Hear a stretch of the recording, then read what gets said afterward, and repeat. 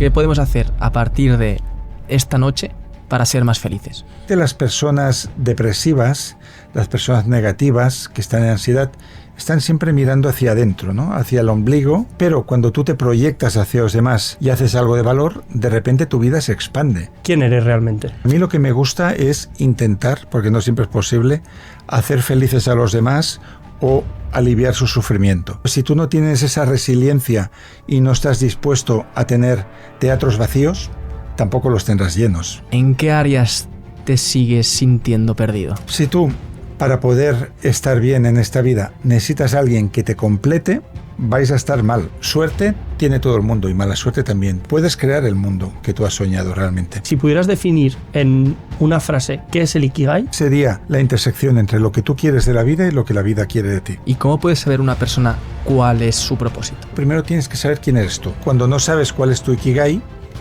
tiene que ser buscar tu Ikigai. Si tú estás despierto y tienes voluntad de servicio, siempre encontrarás una misión en la vida. Tú sigue tu pasión, hazlo lo mejor posible, diviértete, aprende y la vida ya te dirá dónde está tu techo. Francesc, buenas tardes. ¿Cómo estás hoy? Pues contento de estar aquí en un nuevo lugar y con personas tan jóvenes para esta entrevista. Bueno, del último podcast salió una pregunta que nos traspasaban hacia ti, que es: ¿crees que la IA nos va a hacer mejores o peores como humanidad? Mira, a la IA le pasa como el dinero. El dinero en sí no es bueno ni es malo, es un amplificador. Si tú eres una persona con mucha conciencia y con muchos proyectos humanitarios, recibir mucho dinero, generar mucho dinero, va a ser una bendición para todo el mundo. Si tú eres un cabeza de chorlito que solo sabe invertir en uno mismo, incluso puedes llegar a destruir tu vida usando mal el dinero. Y la IA es lo mismo. Yo ayer discutía con un amigo sobre esto. La IA bien usada amplifica las capacidades de la persona, en el sentido que, por ejemplo, tú has hecho un trabajo, el trabajo está acabado, lo has hecho desde tu creatividad y con la IA refinas ciertas cosas. El problema viene cuando tú apagas tu creatividad y le das el mando a la IA, porque entonces estás ya a punto de perder tu trabajo. Porque, por ejemplo, si tú haces informes de lectura y en lugar de hacerlos tú para una editorial, los hace la IA, al final el editor se da cuenta y te dirá: ya le doy yo al botón, claro. No hace falta que vengas tú. Entonces, la IA para una persona inteligente puede ser una herramienta muy potente, para alguien muy estúpido lo hará parecer más estúpido de lo que es, porque no va a engañar a nadie. ¿Y tú la usas mucho? Nunca. ¿Nunca? Alguna vez que la he usado me ha decepcionado, porque, por ejemplo, le pedí la lista de títulos en español de un autor francés que me gustaba, me dijo la mitad mal y la otra mitad, los que están publicados, no se han publicado con ese título ni en esa editorial. Y pensé, no pienso entrenarla. Si ahora yo empiezo a darle los datos correctos, los tendrá para otro, pero no seré yo quien lo haga. Perfecto, Francesc. Y seguramente ya todo el mundo que nos va a escuchar te conoce. Eres muy conocido por ser el autor o el coautor del Ikigai. También has escrito uno de los libros que luego hablaremos de él, que es El teléfono de Dios. Pero detrás de todo esto, ¿quién eres realmente? Claro, esto es una pregunta muy difícil porque uno es diferentes cosas en este momento y a lo largo del tiempo. O sea, yo soy alguien distinto cuando estoy con mi hijo, cuando estoy con mi pareja, cuando estoy soñando en cosas imposibles, cuando estoy escribiendo, cuando estoy aquí con vosotros. Yo diría que desde un punto de vista profesional, que es en la calidad en la que vengo aquí, soy un divulgador, sobre todo. No soy un gurú, no soy un maestro. Mi especialidad es captar lo que pasa en el mundo y tratarlo de transmitir al máximo de gente posible. Y yo creo que todo el mundo te conoce por tener muy claro qué es el propósito y tener mucha claridad de la vida. ¿En qué áreas te sigues sintiendo perdido? A ver, hay áreas en las que nadie se va a sentir cómodo nunca, a no ser que seas alguien que ya se ha iluminado, ¿no? Por ejemplo, cuando un familiar está enfermo, está en riesgo de muerte, porque está enfrentando una enfermedad difícil, ahí nadie se va a sentir cómodo. Imagínate que esta persona es tu padre, que esta persona es un hermano, que esta persona es un amigo muy querido. Ahí es que incluso te diría que lo natural es estar incómodo y sentir angustia y tener muchas preguntas que no vas a poder responder, ¿no? Entonces, la vida es incertidumbre y nunca podrás estar seguro de nada. Y yo diría que a medida que te acercas al final de la vida, quizás tienes menos miedo a la muerte, pero tienes más preguntas que cuando eras joven. Y dentro de toda esta incertidumbre, ¿cuál es la cosa nuclear que da sentido a tu vida? Mira, eso es algo que las personas van descubriendo a lo largo de la vida. Lo normal si eres muy joven es no saberlo aún. Puedes tener una pequeña pista de que quizás te gusta comunicar o te gusta crear. O, por ejemplo, mi hijo con 15 años monta negocios. Yo no sé de quién le viene, porque ni su madre ni yo somos nada amigos del dinero, ni de saber hacer todo esto, ¿no?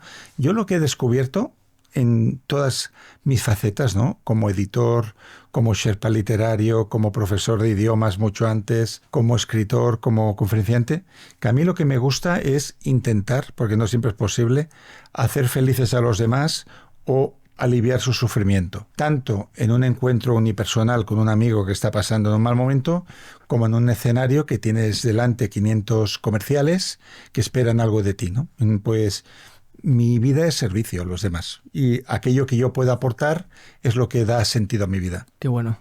Yo creo que casi todo el mundo sabe quién eres y te conoce, pero yo te quería preguntar, ¿qué cosas haces tú a día de hoy que no encajan con la imagen que tiene todo el mundo de ti? Claro, para eso tendría que tener muy claro qué imagen tienen de mí, que tampoco lo sé, porque tampoco tengo conciencia de ser tan conocido. A mí me paran en la calle igual una vez al día, en el súper, y porque nos ven en Ojalá lo hubiera sabido antes, que es un podcast que tengo con Alex Rovira y Antonio Bolinches, dos buenos amigos, ¿no? Entonces no tengo conciencia de ser famoso. Pero quizás algo que les chocaría a los que me conocen poco, porque si han visto muchas entrevistas, también lo digo, es que más allá de que yo siempre estoy hablando de psicología, orientalismo, filosofía, libros, talleres de escritura, yo cuando me voy a dormir escuchando el fútbol. Todos los días. ¿Ah, sí? Los 365 días del año. O sea, escucho la tertulia deportiva, escucho el final de un partido, si lo están haciendo tarde, y eso me relaja porque es cero importante. Si yo me fuera a dormir con las noticias del mundo y las decisiones de Trump y lo que pasa en Gaza, no podría dormir, porque tengo mucha empatía hacia el dolor humano. Entonces el fútbol me relaja porque pone mi mente en encefalograma plano, prácticamente. Sobre todo cuando no están jugando, ¿no? Dice, vendrá este, vendrá otro, jugó bien, jugó mal. Entonces entro en un estado de paz. Y ya que estamos, ¿de qué equipo eres? Del Barça, pero no soy talibán, ¿eh? Tengo un amigo que es muy periquito de Español y he ido con él al campo a ver partidos del Español contra otros y no tengo ningún problema. ¿Y cuál es el mejor consejo que te han dado? A ver, me han dado muchos consejos en la vida.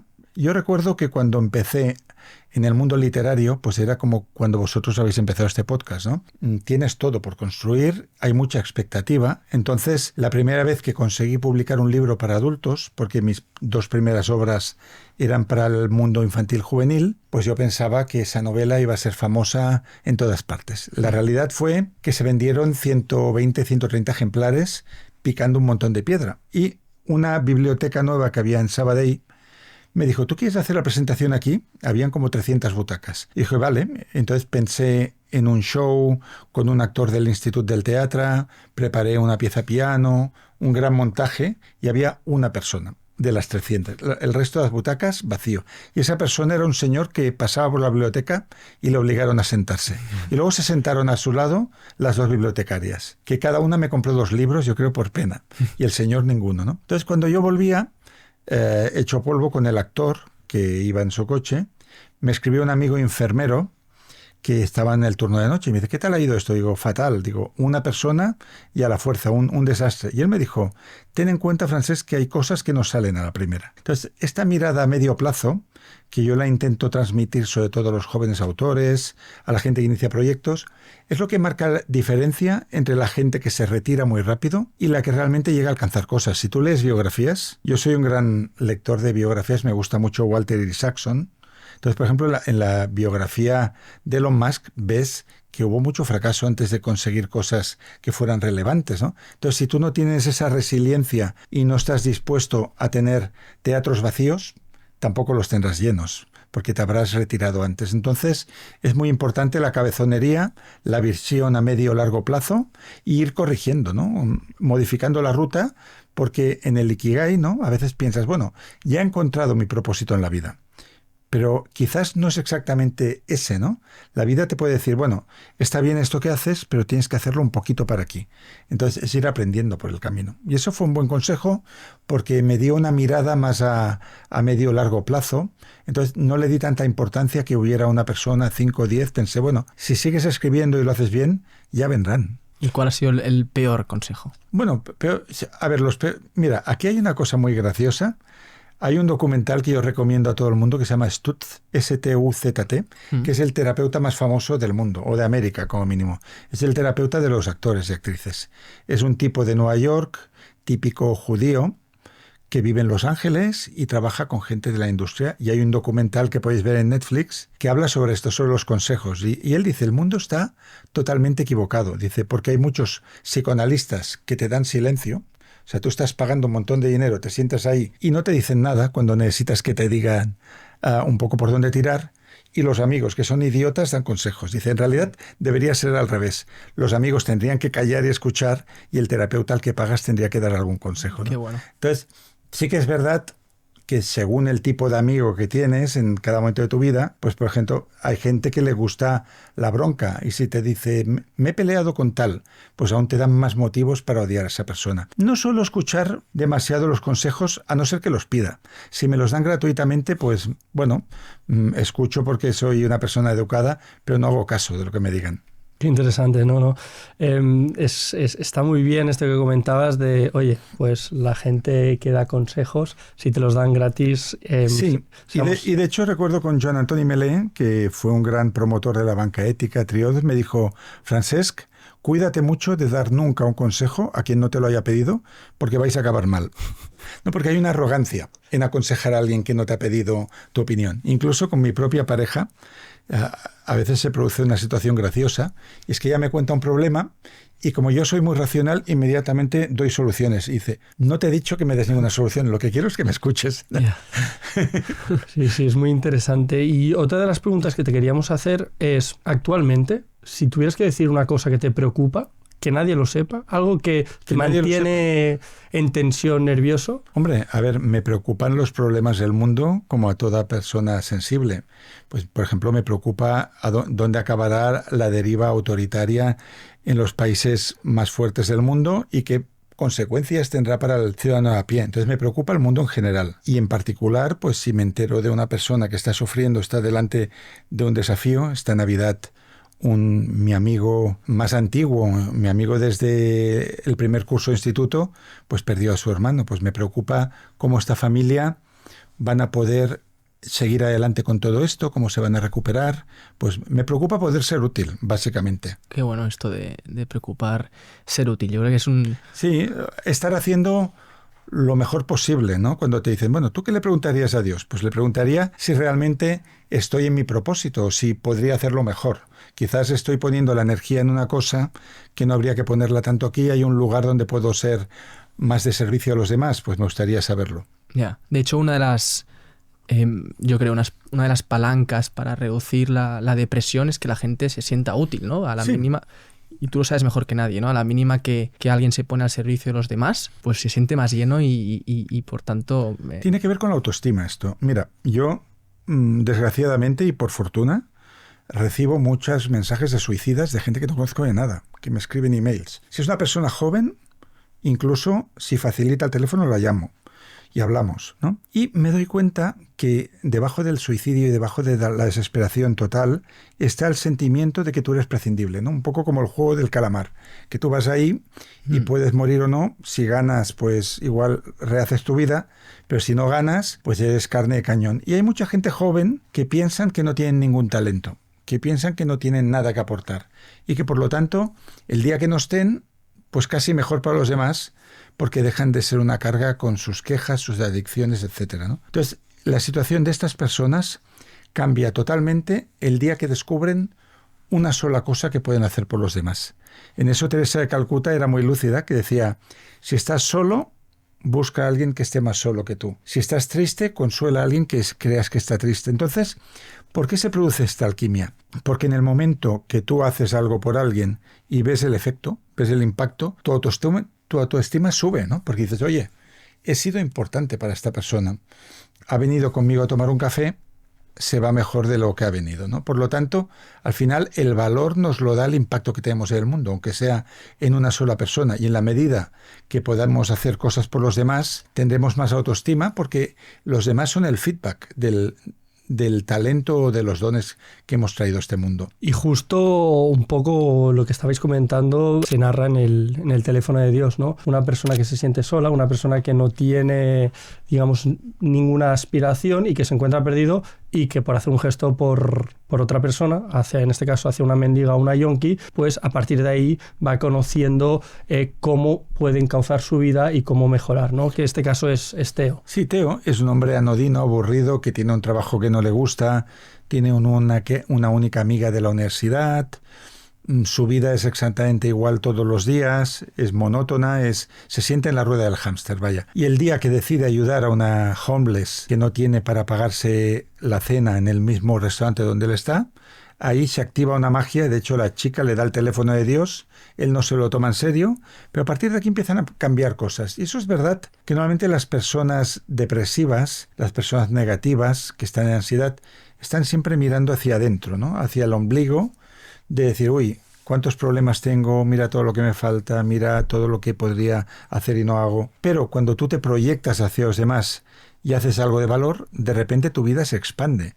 Porque además las personas que hacen cosas por otras se vuelven muy populares, porque a todo el mundo nos gusta que nos escuchen. ¿Cuánta gente conocéis que es capaz de escuchar con atención sin mirar al móvil? Muy pocas. Si tú eres uno de ellos, todo el mundo te querrá contar cosas. Igual te van a querer contar un buen negocio y vas a acabar entrando en ello, ¿no? Por lo tanto, estas cualidades sirven para el mundo y sirven para ti mismo. ¿Y con qué objetivo empezaste a escribir este libro? Este libro fue una carambola y una casualidad total. Un poco, yo siempre digo que fue como el guión de Casablanca, que es un guión que se escribió entre 3 o 4 personas, y cuando llegaron a la cena final del aeropuerto ni sabían qué se diría ahí. Estaban improvisando todo el tiempo. Yo hace tiempo tenía como la pregunta de, si te dieran el teléfono de Dios, ¿qué le preguntarías? Y era una pregunta que yo creía haber leído en una entrevista de La Contravanguardia, que nunca se publicó en realidad, es un falso recuerdo. Y un amigo mío que sale en el libro, Marcos, y que vive en Stefanolab, en Rupit, tenía la misma pregunta y había incluso hecho una pequeña Biblia de temas que se le podrían comentar a Dios. Y otra amiga que sale aquí, que es Adriana, empezó a ampliar esos temas, y además una persona que había tenido una experiencia cercana a la muerte la contó y también acabó en el libro. Entonces, al final, en un viaje a Japón, me encontré con el editor de este libro, Valen Bailón, y él me dijo, oye, había leído 3 capítulos de muestra que yo escribí, dijo, ¿por qué no terminas de escribir este libro y lo lanzamos? Y así surgió, ¿no? Aquí en la misma portada pone, ¿qué le preguntarías si te dieran su número? Yo te quiero preguntar, ¿qué no le preguntarías? El número de la lotería, porque creo que no me lo daría tampoco. Y no creo que lo sepa Dios. Creo que la idea misma de Dios está muy equivocada por los mismos creyentes. Yo no pertenezco a ninguna religión, las respeto todas, y respeto el Jesús filósofo y todos los demás. Pero, por ejemplo, la típica reacción, ¿no? Se te muere un familiar y tú culpas a Dios porque se lo ha llevado o porque no te ha ayudado. ¿Qué clase de Dios estamos pensando? Estamos pensando en un Dios que es casi un cuñado, una persona de nuestro entorno. Si Dios es el creador del universo, es una energía que abarca un espacio inmenso y eterno, y nosotros somos una mota de polvo allí. Entonces, rezar a Dios para mí sería conectar con esa energía para pedir que te dé fuerzas para afrontar eso que tú tienes ahora por delante, ¿no? Por ejemplo, esa pérdida del familiar, esa ruina económica, eso que está sucediendo en tu vida. No es alguien que ejerce de padre y que viene aquí a arreglar las guerras del mundo o las enfermedades de la gente, sino que si tú tienes fe en esa energía divina, lo que te puede dar es la confianza y la voluntad y la energía para poderte enfrentar a lo que te trae la vida. Eso es mi idea de Dios, no un Dios padre o un Dios madre que va a hacer la tarea por mí, ¿no? ¿Y hay alguna pregunta que sí sientes que te gustaría que te respondiera ahora? No tengo muchas preguntas, ¿no? Pero, por ejemplo, no le preguntaría cosas del futuro. No me interesa saber cuándo moriré, ni qué conseguiré, ni qué más sucederá. De hecho, yo nunca dejo que me tiren las cartas del tarot, aunque Jodorowsky, padre, Alejandro Jodorowsky, se lo dije y las tiro igual. Porque creo que cuando te tiran las cartas, te condicionan tu futuro. Te están escribiendo el futuro. Por ejemplo, si tú tienes pareja, yo tiro las cartas y digo, veo conflictos de pareja. Tú te predispones a discutirte con tu pareja. Ya no estás neutro, ¿no? Entonces, a Dios no le preguntaría nada sobre el futuro. Quizás le pediría ayuda para aprovechar mejor mis capacidades en este mundo. Diría, ¿Qué parte de mí crees que debo desarrollar y cómo puedo hacerlo? O sea, le haría trabajar de coach, le pediría ayuda para manejar mis fortalezas y mis puntos más débiles. En el libro vemos como Teo, a medida que va hablando con Dios, va superando, digamos, niveles y, digamos, cada nivel es un pilar diferente de la vida. Podemos decir amistad, familia, amor. ¿Son todos estos los pilares que crees que una persona necesita para ser feliz? ¿Hay alguno que predomina por encima de otro? Para cada persona es distinto. Hay personas que viven para el dinero. Habéis conocido muchas de ellas y que el dinero está por encima de la familia y por encima de la salud y que sacrifican, invierten toda su vida en eso. Hay quien vive para los demás y que incluso se quita el pan de la boca para dárselo al otro. ¿Qué es tu prioridad en la vida? A ver, tenemos la teoría de Maslow, ¿no? La pirámide, de que primero vas cubriendo necesidades más básicas y luego te vas sofisticando. Pero yo diría que las personas somos tan distintas que lo que para ti es prioritario, por ejemplo, tener un buen cuerpo, ir al gimnasio, para otro le importa un pimiento, ¿no? Entonces, no creo que podamos dar una fórmula general para eso. Y uno de los puntos del libro que a mí me gustó es el amor hacia otras personas en este caso. Y habla del término de la media naranja. Sí. ¿Tú crees que existe la media naranja? Eso es un tema que en psicología... Yo me dedico sobre todo, cuando no estoy escribiendo, a divulgar psicología en el país y en otros lugares, ¿no? Y he trabajado 25 años en esto. El tema de la media naranja viene de un diálogo de Platón y quizás se entendió mal lo que era una fábula, ¿no? En el banquete hay diferentes explicaciones sobre el amor. Y hay una que habla que los seres humanos eran esféricos y eran muy poderosos y se enfrentaron a Dios y Dios los partió en dos para reducir su fuerza y desde entonces se están buscando, ¿no? Y de aquí viene un poco el concepto de media naranja. Claro, si tú para poder estar bien en esta vida necesitas a alguien que te complete, vais a estar mal. ¿Por qué? Porque va a haber una relación de dependencia, de chantaje, de si tú me dejas estaré perdido, si tú te vas yo me muero, no sé qué, y de ahí no se puede construir ninguna buena relación. Entonces las medias naranjas, es decir, quiero a alguien que me complete, no son un buen negocio porque nadie te va a completar. O sea, os vais a poder apoyar mutuamente quizás, pero lo que necesitas es ser una persona autónoma. De hecho, el momento ideal para estar en pareja es cuando no la necesitas. O sea, cuando tú dices, podría vivir perfectamente solo el resto de mi vida, aquí puedes tener pareja y has encontrado otra persona igual, que también podría vivir sola toda su vida, pero que es agradable caminar juntos. Qué bueno, y relacionado con esto, el otro día escuchaba una explicación que era que 1 más 1, en este caso una pareja, ¿no? 1 más 1 no es 2, sino que es 11, ¿no? Porque cada uno continúa siendo su 1 y a la vez el 11 pues es mucho más que 2, ¿no? Y es la idea de que yo continúo siendo yo, tú continúas siendo tú y juntos somos mucho más que 2 y no nos hemos convertido en otro número. Me gusta esta teoría. También, no sé en qué libro lo escribí, que una soledad más una soledad, 0 soledades, ¿no? O sea, claro. Es verdad que al final creemos ser muy individualistas, pero somos y nos conocemos en relación a los demás. Creo que era un maestro de Zen que decía, no hay cosa más fácil del mundo que ser un ermitaño arriba de una montaña, porque ahí no te enfrentas a nada, estás tú ahí. Dice, si tú quieres saber tu nivel de espiritualidad, vete al metro a las 8 de la mañana y que te den codazos y estate ahí y que vengan músicos y que venga gente a pedir cosas y ahí sabrás cómo estás evolucionado, ¿no? Entonces, uno se conoce por cómo son las relaciones que establece. Muy interesante lo que comentabas, Alex. Yo también suscribo perfectamente esta teoría porque creo que hay una vida, cada uno tiene su vida y luego hay la vida conjunta y por lo tanto tenemos que de alguna forma saber compaginar estas dos para tirar hacia adelante. Y una de las cosas que más me curioseaba cuando leía el libro era Teo empieza el libro siendo, como habíamos dicho, casi, por decirlo así, un desgraciado, y acaba, de alguna forma, pues resolviendo muchas de sus dudas y lleno por dentro, ¿no? Entonces, si una persona te parase por la calle y te preguntara, oye, ¿qué puedo hacer? Porque veo que hay gente que tiene suerte, yo no tengo suerte. Hay gente que tiene amor, yo no tengo amor. Como no tendrían el teléfono de Dios, ¿qué podrían hacer? Bueno, el teléfono de Dios no deja de ser la sabiduría de todos los grandes maestros que han trabajado en este planeta, ¿no? A ver, mira, sobre la buena suerte, pues vamos un poco a la teoría de Alex Rovira, ¿no? Y Fernando Trías de Bes. Suerte tiene todo el mundo y mala suerte también, pero la suerte va y viene. La buena suerte ya es generar circunstancias propicias para que eso suceda. ¿Y cómo puedes tener mejor suerte que otros? Pues escuchando más, estando atento a las oportunidades, no dejándote vencer si las cosas no salen a la primera, como decíamos antes, tratando de aportar lo máximo a muchas personas. Mira, yo hay algo que aprendí en mi primera etapa de periodista, entrevistaba a mucha gente para la revista Integral, para la revista Cuerpo-Mente, para diferentes medios, ¿no? Y me di cuenta de algo muy curioso. Cuanto más grande era el autor, más amable. Normalmente, si era un autor pequeño, a veces ponía 1000 requisitos de cómo se tenían que hacer las cosas. Pero las almas realmente grandes, por ejemplo, pasé varias horas con el padre de Uma Thurman, que es el mayor experto en budismo del mundo, que es el doctor Thurman, ¿no?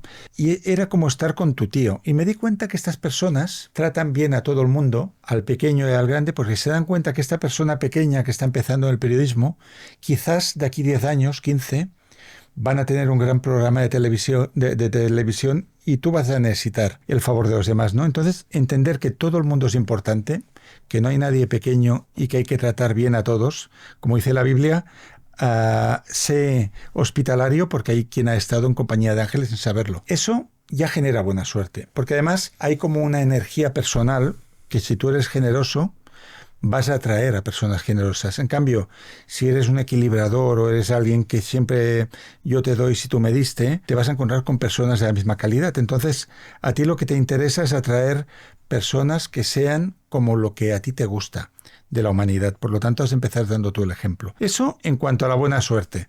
Sobre esto que tú me dices de por qué hay gente que tiene amor y yo no tengo, la pregunta es, ¿qué haces tú para provocar que las cosas sucedan, ¿no? Recordemos el famoso discurso de Kennedy: no preguntes qué puede hacer América por ti, pregúntate qué puedes hacer tú por América. Si hay algo en tu vida que falta, por ejemplo, si dices, mi vida es aburrida porque mis amigos hacen siempre lo mismo, ven el fútbol y van a las discotecas y nadie lee libros, oye, pues ¿por qué no eres tú quien lidera un cambio en ese grupo de amigos y les dices, vamos a montar un club de lectura, os espero en casa un jueves al mes? Pues puedes crear el mundo que tú has soñado realmente. Y una pregunta que se hará Teo, pero yo creo que Víctor y yo también, es ¿qué podemos hacer a partir de esta noche para ser más felices? Ser más cariñosos con la gente y con todo el mundo, ¿eh? O sea, con tus padres, con las personas difíciles, con las personas con las que no nos entendemos, ser más tolerantes, entender que también somos nosotros imperfectos. Entonces, si somos más amables con el mundo, la vida nos tratará con más amabilidad. Qué bueno. ¿Y cómo puede saber una persona cuál es su propósito? Sí, el tema del propósito, claro, es un proceso que yo diría que habría que empezar sabiendo qué es lo que llevas tú en el mundo como talento, ¿no? O sea, cuando hablamos de Ikigai y hay un taller, trabajamos con 4 círculos. Y el círculo de aquello que se te da bien hacer quizás debería ser el primero, porque para ser tu propósito primero tienes que saber quién eres tú, ¿no? Y dentro de quién eres tú está lo que tú quieres hacer en esta vida y el talento especial o dones especiales que tú tienes. No hay nadie que no tenga talento. Cada cual tiene uno distinto, ¿no? Pues hay quien tendrá una especial don para comunicar. Hay quien tendrá una facilidad para el análisis. Hay quien tiene el talento en su físico y puede hacer grandes cosas deportivas. Entonces, primero, identificar cuál es el regalo con el que he venido al mundo y una vez lo tenga, ya veremos cuál es la manera más beneficiosa para llevarla a la humanidad. Si yo, por ejemplo, descubro que mi mayor talento es escribir porque me es fácil y conecto con la gente, pues puedo empezar escribiendo, no sé, novelas. Y luego veo que las novelas quizás no tienen tanto impacto, pero escribo un Ikigai y ayudas a millones de personas. Pues la vida ya también te está indicando dónde puede estar tu propósito. Entonces, partamos del autoconocimiento, veamos quién somos. Si no sabes cuál es tu talento, pide feedback a tus amigos, a tus hermanos, a la gente que te conoce, y a partir de ahí dices, bueno, soy un hacha de la comunicación. ¿De qué manera la puedo usar para hacer de este un mundo mejor?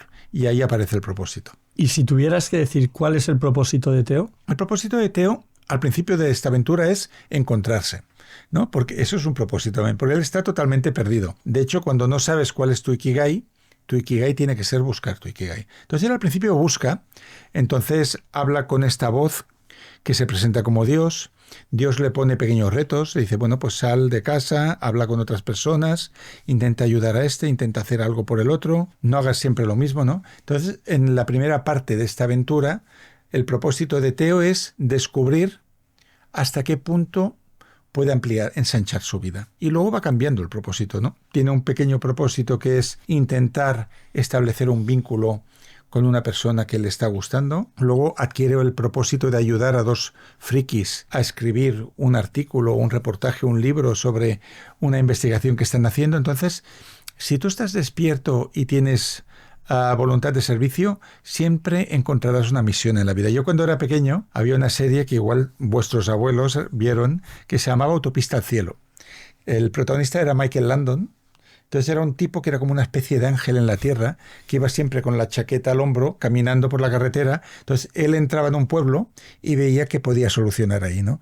Y en un pueblo igual habían dos hermanos que estaban enfrentados desde hacía años. Pues él mediaba, ¿no? En otro lugar a uno se le había hundido el granero, pues él se ponía a construirlo. Pues eso es el propósito. Allí donde estés, busca cuál puede ser tu misión y te la asignas y ya está. Y eso es lo que te va a dar felicidad, te va a traer amigos, incluso te va a traer dinero eso. Hay una frase del libro que nos impactó mucho, que es que tu verdadera misión en la vida es amar, pero sin esperar nada a cambio, ¿no? Sí.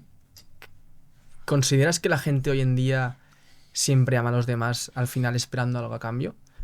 Si esperas algo a cambio de la misma persona, te equivocas, porque partamos de una cosa, cada persona es muy distinta, ¿no? Entonces tú, por ejemplo, puedes tener mucha memoria para los cumpleaños y tú te acuerdas de felicitar a todo el mundo. Y el otro quizás no sabe tu cumpleaños y no te va a felicitar y no está en Facebook que te lo chiva. Entonces tú puedes decir, oye, este tío es un jetas porque yo me acuerdo siempre de su cumpleaños y le felicito y él no me felicita a mí. Bueno, pues que igual un día que tú tengas un problema gordo, este que no felicita el cumpleaños es el primero que viene a la puerta de tu casa, ¿no? Entonces cada persona sirve para algo distinto. Entonces cuando tú entregas algo, por ejemplo, Teo invita a cenar a una chica que vive en la calle, que no le puede corresponder, aunque le da el teléfono de Dios, ¿no? En este caso, tú ya conectas con la energía de la generosidad y te ves a ti mismo distinto y la gente te empieza a ver de otra forma. Y igual tú tienes un acto de bondad hacia un desconocido y quien te devuelve el favor pues es un amigo con el que hace tiempo que no sabías y de repente contacta contigo para proponerte algo, ¿no? Entonces el universo funciona así, ¿no? Que yo doy por aquí y me viene por allá y no en el mismo momento necesariamente. Es como labrarse un buen karma. Pero entonces en el fondo estás esperando algo a cambio. No hay por qué, ¿no? Pero normalmente, fíjate, en los regalos, aquí me vais a entender muy bien, a casi nadie le gustan los regalos que recibe, porque la gente no lo acierta. Te regalan cosas que no sabes dónde meter. Pero a que te gusta más regalar a ti. Sí. Y cuando dices, ostras, sabía que a mi padre estaba esperando este libro, lo pillé viendo esto en Amazon y yo lo compré y ¡pam!, lo pongo aquí. Y te gusta mucho más. Esa es tu recompensa, ¿no? Es decir, lo acerté, he sido el pequeño ángel de esta persona. Y no creo que se necesite más. Si tú ves a los demás contentos... De hecho, fíjate los grandes artistas que han habido en la era moderna, ¿no? Yo tuve la suerte de ver a Frank Sinatra un par de años antes de morir, en un concierto. Y además un concierto en el que salió todo mal. Porque hubo un apagón, hubo un problema eléctrico que dejó el sonido en el Palacio de los Deportes de Barcelona al 30%. O sea, se hizo el concierto con un volumen muy bajo. Y yo pensé, hombre, este hombre ya la edad que tiene debe estar cansado de cantar las mismas canciones, va a hacer una horita y se va a alargar. ¿Qué va? Si pidieron 10 bises, él hizo 20. Y no tenía ninguna prisa en marcharse. Encendía el cigarrillo, servía Jack Daniels. Entonces, yo ahí percibí que su felicidad era la felicidad de los demás. Él estaba sintiendo, yo soy importante para esta gente. Igual este señor de aquí es un obrero de la SEAT, ha estado toda la vida esperando verme y no seré yo el quien se vaya antes de tiempo, ¿no? Eso es el propósito en la vida. Llegar a sentirte como Frank Sinatra cantando My Way delante de un grupo de fontaneros. Qué bueno, qué bueno. Y si te parece, nos movemos hacia una sección que nosotros la llamamos Mito o Verdad. Vale. Vale. Y la vamos a hacer justamente sobre uno de los libros más reconocidos que has escrito, que es Ikigai, ¿no? Vale. Justo hablábamos del propósito. Y antes de empezar, nos gustaría que si pudieras definir en una frase qué es el Ikigai. Sí, pues mira, en 3 palabras, propósito de vida. Qué bueno. Que antes yo tenía entendido que era la intersección entre 4 cosas, pero últimamente he visto que lo resumes como la intersección entre lo que... Sí, bueno, el Ikigai real sería la intersección entre lo que tú quieres de la vida y lo que la vida quiere de ti. Exacto, vale. Muy bien. Vale, pues empezamos si quieres. A mí me gustaría empezar con una frase que es: seguir tu pasión es un mal consejo. No, es para un buen la consejo. mayoría de...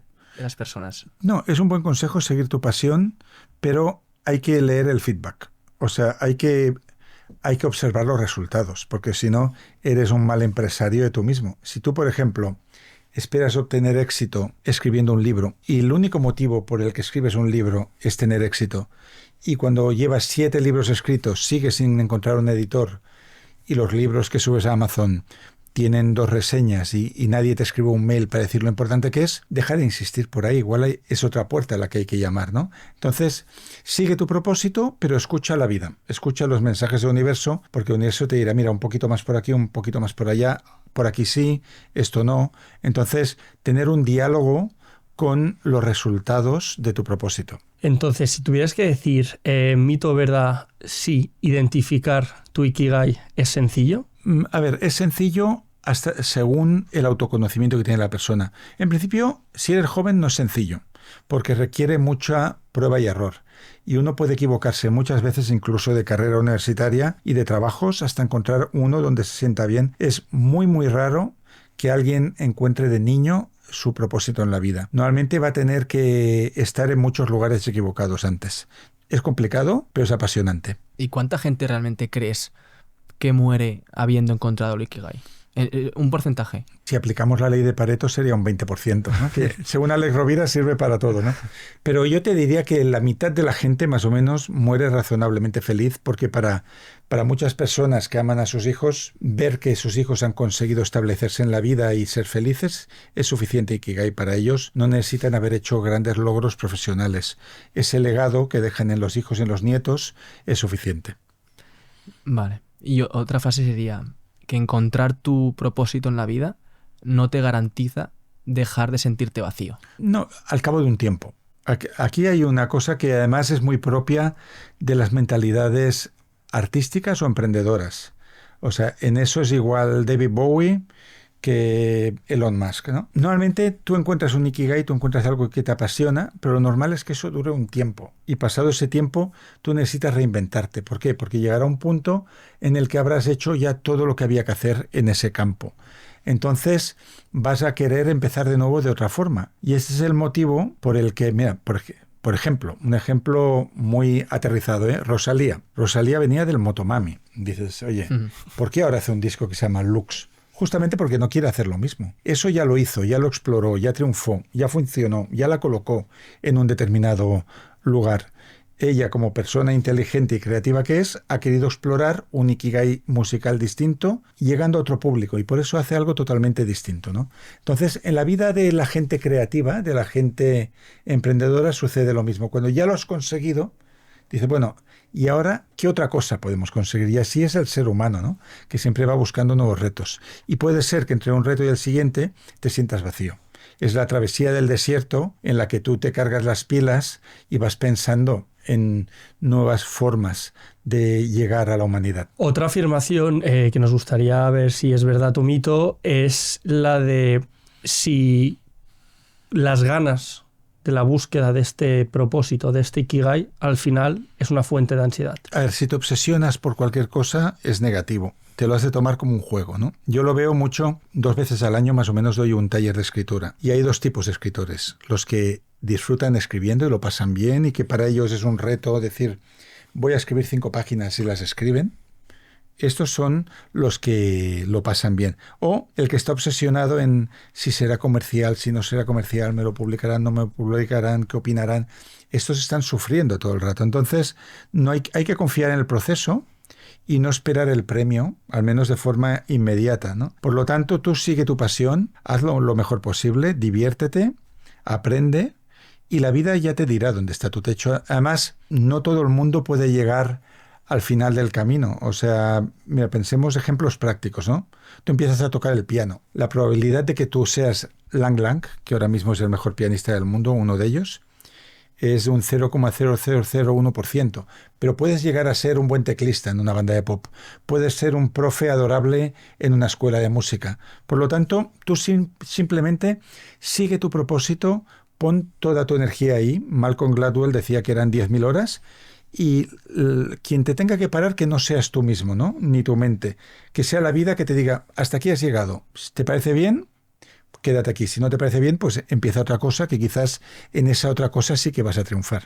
Qué bueno. ¿Y encontrar el propósito, crees que es un lujo propio de sociedades cómodas? Bueno, siguiendo la pirámide de Maslow, tú el propósito vital o existencial solo lo puedes buscar si están resueltas las necesidades básicas de seguridad física, sueño, comida, agua. Entonces, en no sé qué lugar me dijeron, ¿qué propósito puede tener un soldado ruso o ucranio en esta guerra?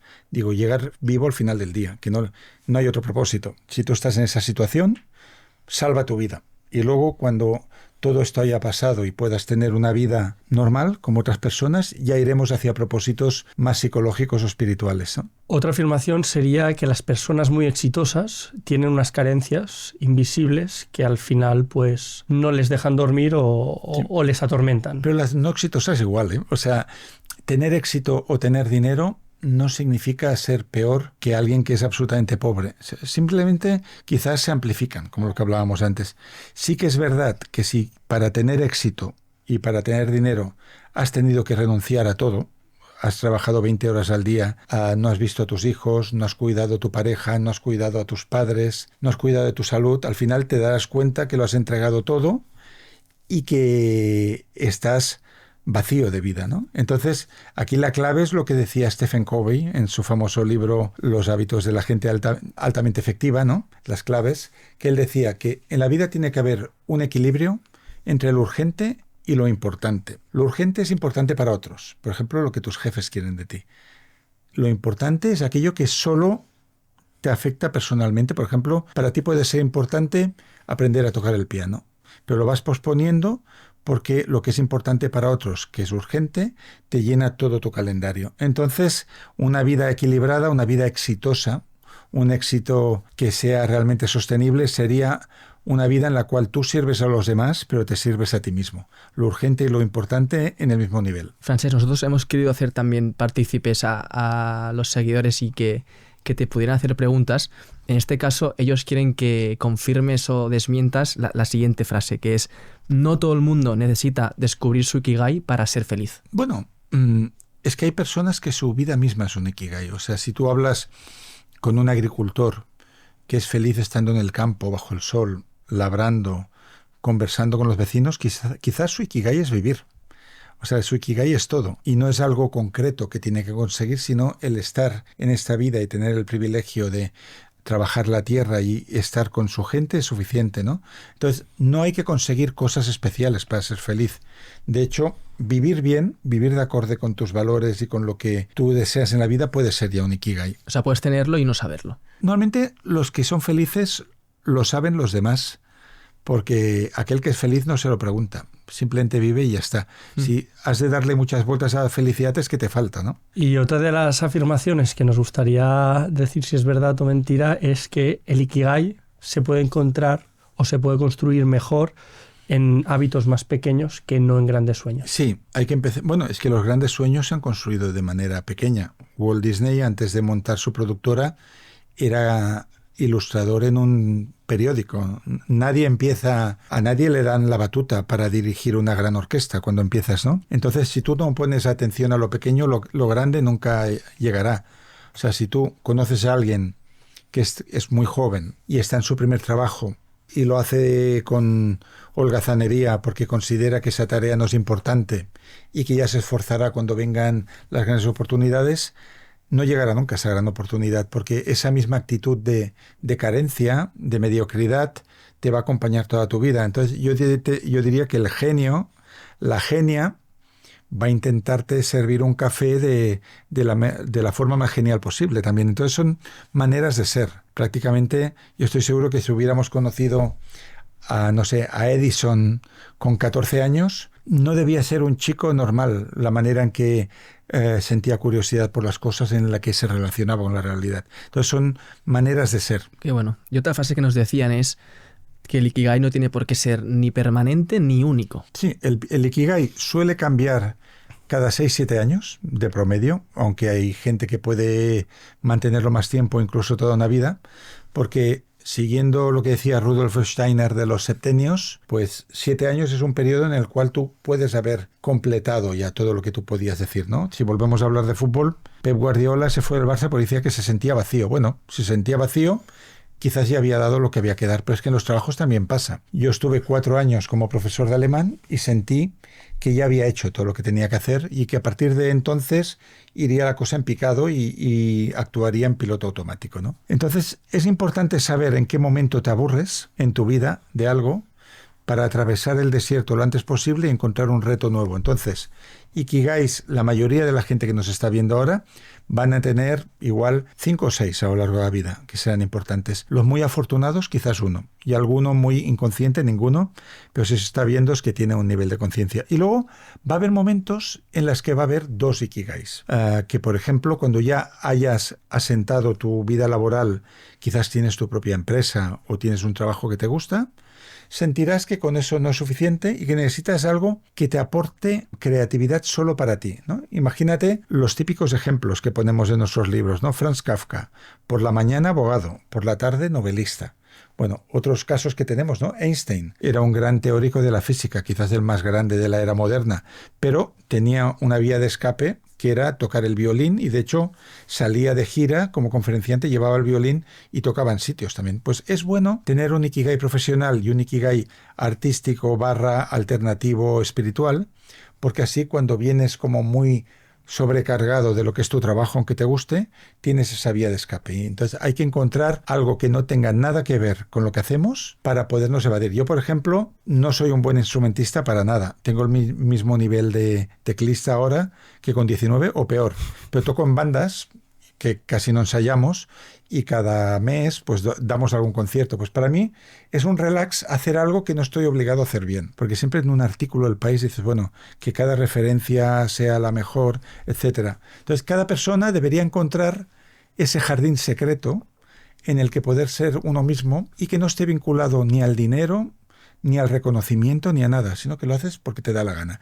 Y luego cuando tengáis un bebé, ahí habrá un tercer Ikigai que quizás será el primero, que será ese niño, esa niña, que durante un tiempo va a ser el centro también. O sea que vamos a tener varios Ikigais y distintos Ikigais a lo largo de la vida. Seguro que toda la gente que nos está escuchando ahora está dándole al coco a ver cómo puede intentar descubrirlo, como tú decías, ese jardín del Edén o ese pequeño propósito. Y otra de las cosas que queríamos empezar a incorporar con nuestros invitados aquí en Mil Maneras es que trajeran un objeto que les identificara o que tuviera un significado especial. Mira. Entonces, has estado con este objeto durante toda la entrevista enfrente tuyo y seguramente todo el mundo se preguntará qué Mira, es, vamos a ponerlo ¿no? aquí. Este es un objeto más que importante para mí, que lo he regalado bastante. Es un daruma. Y esto es un objeto que usan los japoneses para ayudar a cumplir deseos o propósitos incluso, ¿no? Entonces, ¿cómo se hace? Mira, tú coges el daruma, te lo regalan o te lo compras en una tienda, por ejemplo, en Barcelona tenemos una tienda japonesa que se llama Haiku, maravillosa, que la lleva un amante de Japón y su madre y ahí pueden encontrar darumas. Entonces, ¿para qué sirve el daruma? Para vigilar que cumples con lo que tú te has prometido. Entonces, imagínate, Víctor, que tú me dices, mi propósito es escribir mi primer libro, aunque sea un librito de 50 páginas para Amazon. ¿Qué hago primero? Le pinto un ojo, ¿vale? Cojo un rotulador y le pinto este ojo. Entonces el daruma te está observando todo el tiempo y lo pones en un lugar visible y cada vez que miras al daruma, él te dice, hey, que te estoy viendo, ¿qué hay del libro? ¿Qué hay de lo tuyo? ¿No? Entonces, exacto, y el daruma está ahí vigilando. Y el día que terminas el libro y lo subes o lo publicas o lo que sea, le pones el otro ojo, el objetivo está cumplido. Entonces tendríamos que tener tantos darumas como objetivos o propósitos tengamos. Bueno, yo recomendaría cumplir un objetivo a la vez. O sea, el gran fracaso de muchas listas de propósitos de Año Nuevo es que hay gente que quiere dejar de fumar, aprender japonés, o sea, quieren hacer 7 cosas a la vez. Entonces, la clave es, bueno, ¿qué es prioritario ahora? De todo lo que yo quiero hacer, ¿qué es lo que va a significar un impacto más grande en mi vida? Entonces, haz este y cuando lo hayas terminado ya nos compraremos otro daruma o sin daruma, ¿no? Que yo confío mucho en los amigos como testigos de nuestros propósitos. Mira, por ejemplo, el otro día estaba en una tetería de Barcelona que se llama Interior de Té con un amigo de Brasil que está escribiendo un libro muy complicado porque es una acción que se sitúa hace 2 o 3 mil años. Y le cuesta ponerse todos los días. Entre los dos pactamos hacer el reto de los 100 días. Pues yo también estoy escribiendo un libro que será el más largo que he hecho en mi vida y dije, oye, ¿qué te parece si pactamos que de hoy a 100 días en adelante no vamos a fallar un solo día escribiendo? Un día será media hora, el otro día serán 2:30, pero cada día vamos a abrir ese documento. Y nos dimos la mano y nos convertimos en testigo del otro. Pues eso es como tener un Daruma. Qué bueno, pues necesitamos uno 100%. Sí. Una pregunta que hacemos a todos los invitados que venís es ¿a quién nomináis para que venga aquí al podcast? Tú, Francesc, ¿a quién nominarías? Yo quiero nominar para que venga a este podcast Ferran Casas, que es un caso insólito porque es una persona que estuvo muchos años encerrada en su casa por ansiedad, tenía una ansiedad paralizante, aprendió a salir de ello a través de muchos métodos que fue probando y hoy en día es el líder de Latinoamérica en español de libros sobre la ansiedad y de métodos. O sea, incluso tiene un espectáculo cómico que se llama Bye Bye Ansiedad, donde él enseña a la gente a reírse de todo eso que nos da miedo y que nos hace entrar en pánico, ¿no? Yo os recomendaría que entrevistarais a Ferran Casas, porque aquí veremos cómo alguien hizo de un tremendo problema una bendición para los demás y hoy en día tiene libros que han vendido más de 100.000 ejemplares, quizás, ¿no? Y es interesante que ahí donde está la herida, ¿no? Es por donde entra la luz. Qué bueno. ¿Y qué pregunta le harías al siguiente invitado sin saber quién va a ser? Bueno, yo no sé quién será el siguiente invitado, pero mira, cuando venga, preguntarle ¿qué es lo más importante que vas a hacer este 2026? Vale, perfecto. Pues ya pregunta sencilla. Tenemos nominación y tenemos pregunta. Y con esto cerramos. Francesc, por nuestra parte, súper interesante. Creo que vamos a estar unos días asimilando todo lo que nos has dicho. Pero muchísimas gracias por venir y de verdad que ha sido un placer. Recomendamos a todo el mundo que se lea El teléfono de Dios, si puede también Ikigai, y estaremos muy atentos al próximo libro que saques, porque de verdad creemos que son unos libros que dan luz en algún momento donde te sientes un poco perdido. Así que muchísimas gracias, Francesc. Muchas gracias, sois muy amables.